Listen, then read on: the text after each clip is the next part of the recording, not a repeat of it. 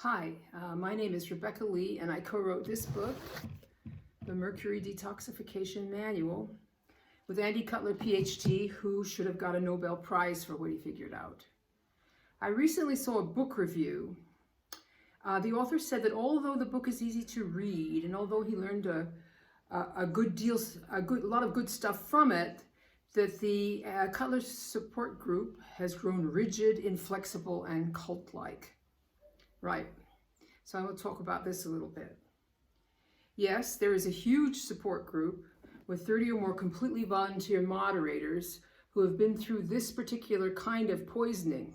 There is also a set of instructions on the group page for anyone to access for free. The reason we are rigid and inflexible is because we have seen so many people showing up completely effed up from doing random things to detox. When Andy talked about a, quote, quivering mass of biochemical wreckage, he was not kidding. I have personally seen two people who decided to not go on living because of their awful, intractable symptoms. We are trying to keep people from going there. Don't go there. Don't do random things to detox.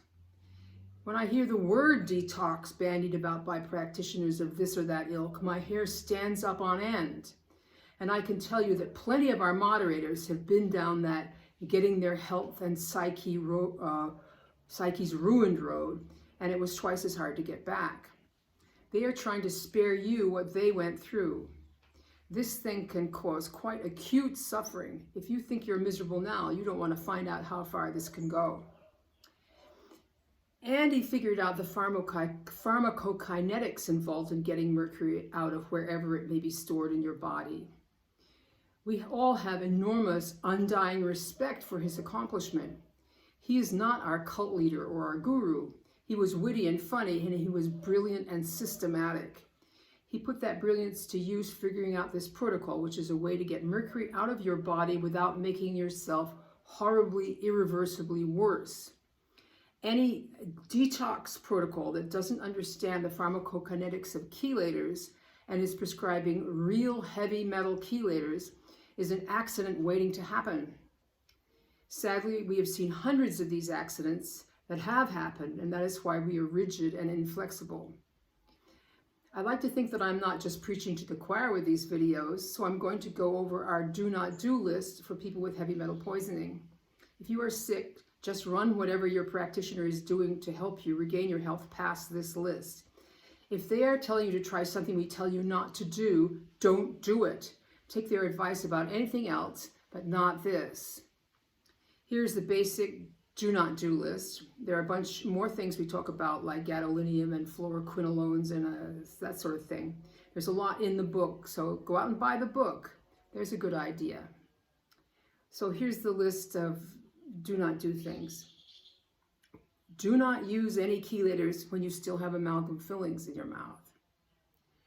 Do not take chelators other on their half-life as outlined in the Cutler protocol. Do not use cilantro to detox. Don't use anything that chelates that we tell you not to use, and that would be, examples are EDTA and penicillamine. Don't use chlorella or any other detox supplements.